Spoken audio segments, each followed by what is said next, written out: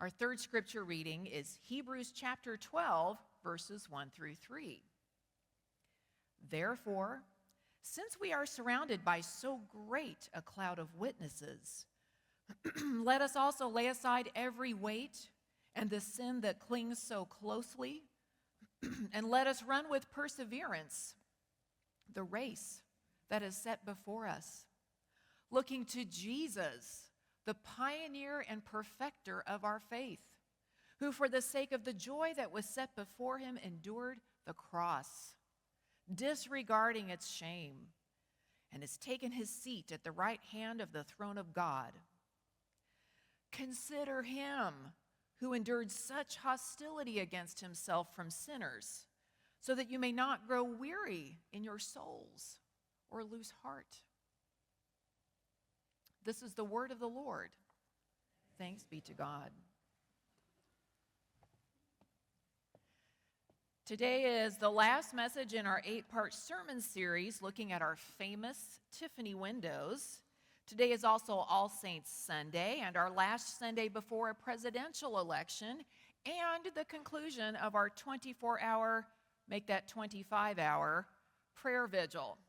So how fitting that today at last we come to the magnificent Ascension window. If at any time during today's message you would like to get up and move to where you can see the window better, please feel free to do that. Squeeze into the choir loft, sit on the chancel steps, climb up to the balcony, whatever you need to do. You may also simply look at the front of your bulletin, which is not nearly enough, but way better than nothing. Now, this is a window with many sermons in it. In fact, the window itself proclaims God's grace and glory with no need for a preacher's words. But today I will highlight just a few things that might help us appreciate this window even more.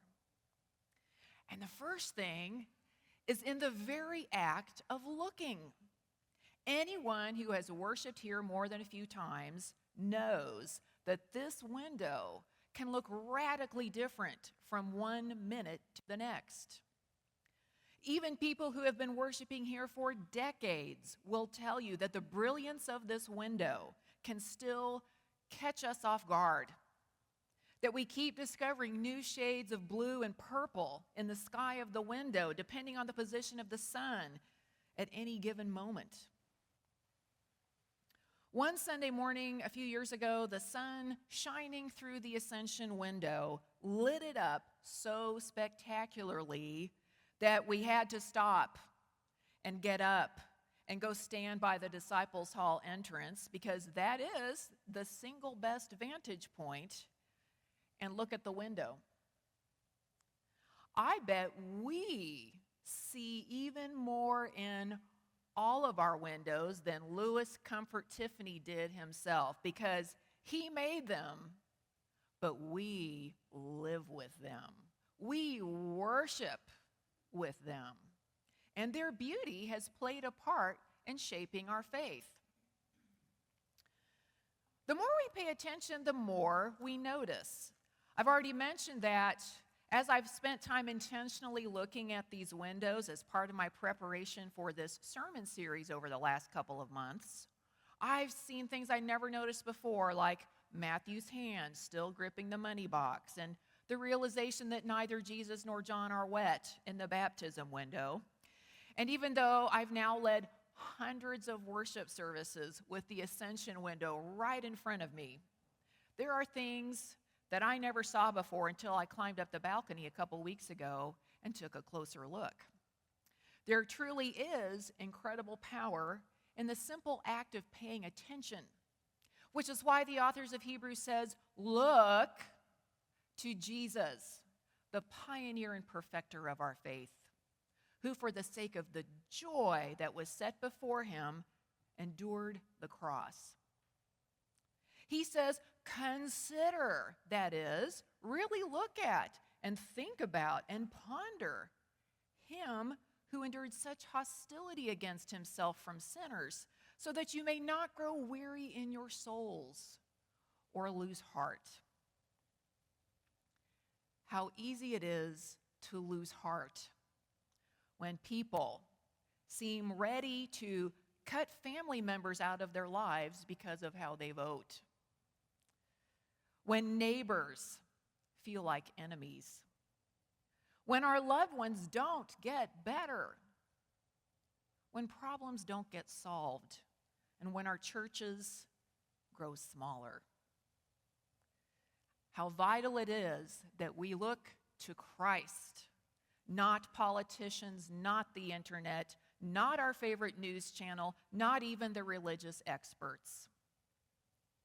When we look at Jesus in our window, there's a couple things that encourage us right away. Jesus is ascending, and already we see some space between Jesus and the earth, reminding us that Jesus is indeed Lord of all. Jesus is Lord. Not presidents, not billionaires, not academics, and not the extreme religious right who question whether mainline Protestants like us are even true Christians. After the election is done and all the votes are counted, some of us in this room will celebrate. Others will see a bleak future for our country. There will be weeping and wailing and gnashing of teeth. And hopefully that's all there will be. Down the road, someday, when another election goes another way, those who celebrate this year might grieve, and those who grieve this year might celebrate. And meanwhile, people will worship in this space with the light breaking through that window, remembering that Jesus alone is Lord. And Jesus' victory over death is the only victory that lasts. Our organist, Dina, reminds me that our church sits in the shadow of our state's Capitol building. And there is definitely both a privilege and a responsibility that come with that. As day turns to evening, however, one could also say that the Capitol sits in the shadow of First Presbyterian Church. And between this sanctuary and the State House is the image of Jesus ascending into heaven in one of the largest Tiffany church windows in existence. Could there be a more perfect place for this image?